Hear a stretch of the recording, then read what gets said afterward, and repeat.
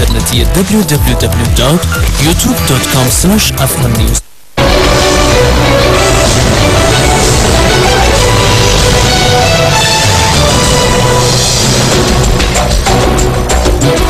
Welcome to Afghan News with Mohsen Jamal.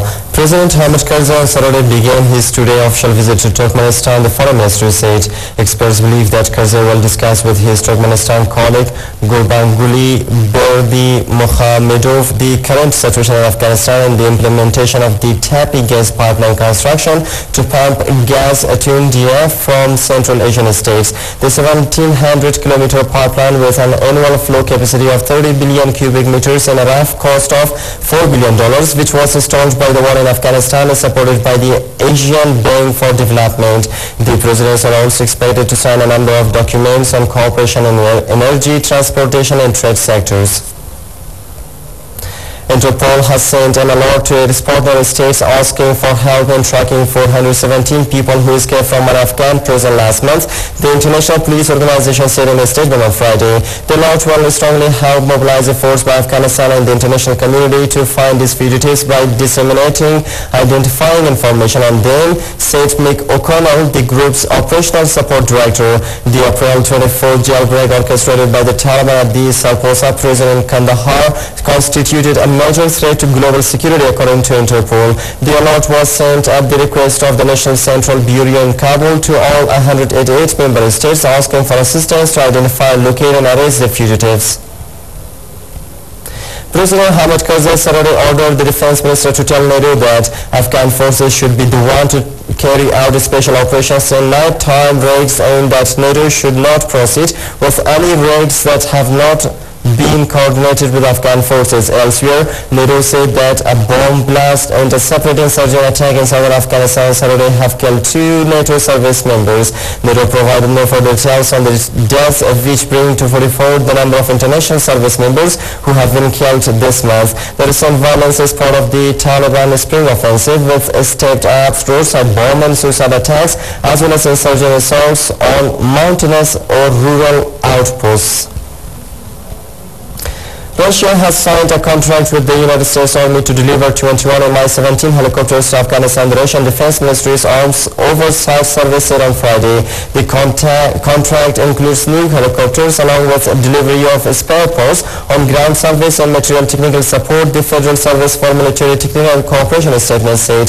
The contract was previously valued by the Russian media at $367.5 million. The Russian helicopters will be sent to be used in Afghanistan's Air Force starting in October, with deliveries continuing through the next year.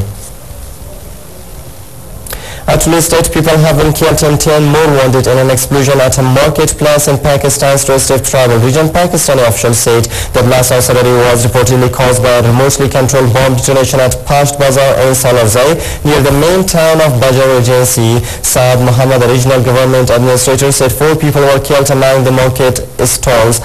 A further 4 people, including 2 tribal elders, died in hospitals, said medical officials. Ihsan Allah Ihsan, a Tehrik-e-Taliban spokesman, meanwhile said his group was responsible for the attack.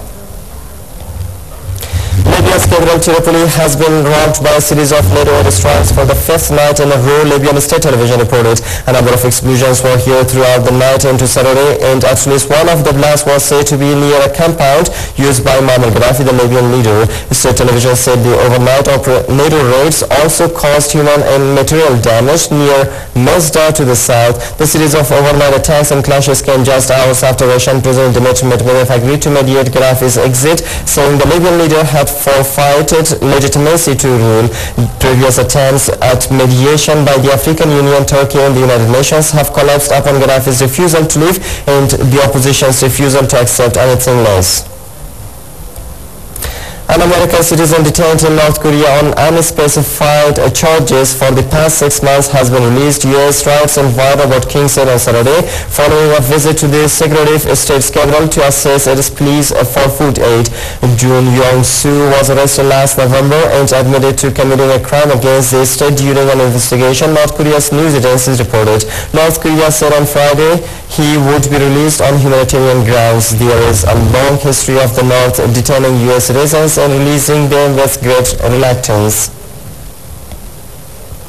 And that forces loyal to Yemen's President Ali Abdullah Saleh have used helicopters and MiG fighter jets to attack bases of a rival tribal group. The fighting was concentrated in the suburb of northeast of Kyrgyzstan, and the air strikes started after the tribesmen belonging to the Hashi tribe attacked checkpoints around a Republic Guards camp, taking control of one of them. Members of the Hashi tribe have joined the anti-government protesters in calling for Saleh to step down after he backed out of a deal brokered by the Gulf Cooperation Council for him to peacefully step down. Elsewhere, GM leaders have condemned violence by Yemeni forces against peaceful protesters and called on Saleh to stick to his commitment to end his rule. And that is all for now. Thanks for staying with us.